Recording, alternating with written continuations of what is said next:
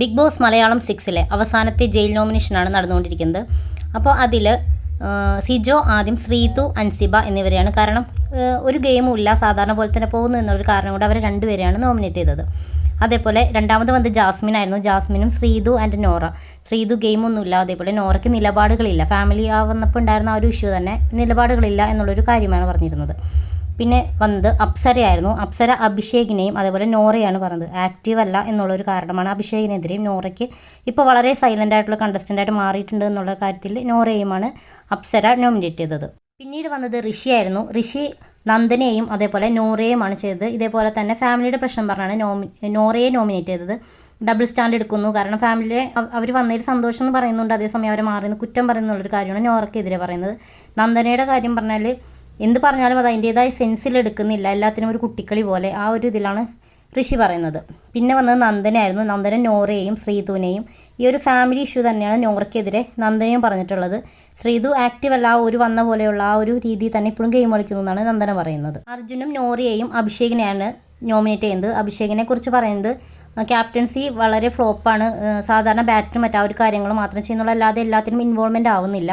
നോറയാണെങ്കിൽ ഇപ്പോൾ ഒട്ടും ആക്റ്റീവ് അല്ല എന്നാണ് അർജുൻ പറയുന്നത്. സായി ശ്രീതു ആൻഡ് നോറയെ നോമിനേറ്റ് ചെയ്യുന്നുണ്ട്. ശ്രീതുവിന് ഒരു മാറ്റവും ഇല്ല എന്നാണ് സായി പറയുന്നത്. നോറയാണെങ്കിൽ എന്തിനും നോറയ്ക്ക് ഒരു കൺഫ്യൂഷൻ ഉണ്ടെന്ന് പറയുന്നു.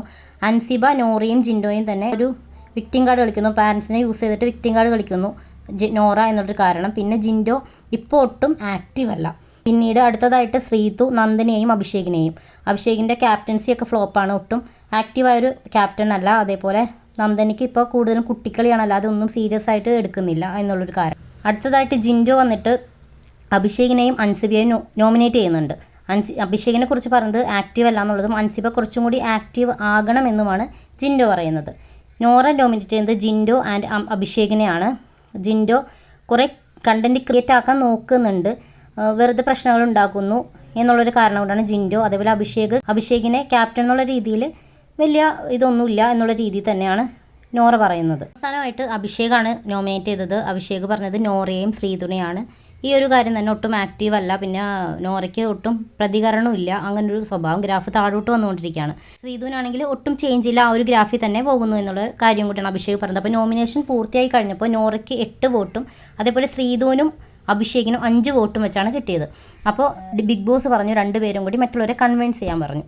അഭിഷേക് പറഞ്ഞത് ശരിക്കും പറഞ്ഞാൽ നമുക്കൊന്നും മനസ്സിലാവാത്തൊരു കാര്യം, വെറുതെ എന്തൊക്കെയോ പറഞ്ഞു പോയ പോലെ എനിക്ക് തോന്നുന്നത്. കാരണം ഞാൻ അധികം ആരായിട്ടും ഒന്നും ഇടപെടില്ല, ഒരു കാര്യത്തിലും എനിക്ക് കംഫർട്ട് സോൺ ഉണ്ട്, അതിൽ നോക്കി മാത്രം കുറച്ച് സായി, ഋഷി, ജിൻറ്റോ, അൻസിബ അങ്ങനെ കുറച്ച് ആൾക്കാരോട് മാത്രമാണ് എനിക്ക് കംഫർട്ടായിട്ടുള്ളത്, അവരോട് മാത്രമേ ഞാൻ മിണ്ടുള്ളൂ. അതുപോലെ ജാസ്മിനോട് മിണ്ടാൻ എനിക്ക് താല്പര്യമില്ല. ഞാൻ ജാസ്മിനോട് തന്നെ പറഞ്ഞിട്ടുണ്ട്, ഞാൻ ലിബറലായിട്ട് നിൽക്കുന്നൊരു വ്യക്തിയാണ്, ആവശ്യത്തിന് ഇടപെടും, അല്ലാത്തപ്പോൾ ഞാൻ ഇടപെടുകയേ ചെയ്യൂല എന്നുള്ളൊരു കാര്യമാണ് അഭിഷേക് പറഞ്ഞത്. അതും ജയിൽ നോമിനേഷൻ തമ്മിൽ എന്താണ് ബന്ധമെന്ന് എനിക്കറിയില്ല. അതേപോലെ ശ്രീതു പറഞ്ഞൊരു കാര്യം, അറിയാത്ത കാര്യങ്ങൾക്ക് പ്രതികരിക്കില്ല എന്നും ആവശ്യത്തിന് മാത്രം പ്രതികരിക്കുകയുള്ളൂ. പിന്നെ ക്യാപ്റ്റൻസിയൊക്കെ ഞാൻ നന്നായിട്ട് ചെയ്തതുമാണ്, എല്ലാവരും എനിക്കുള്ള ഒരു അംഗീകാരം തന്നതുമാണ്.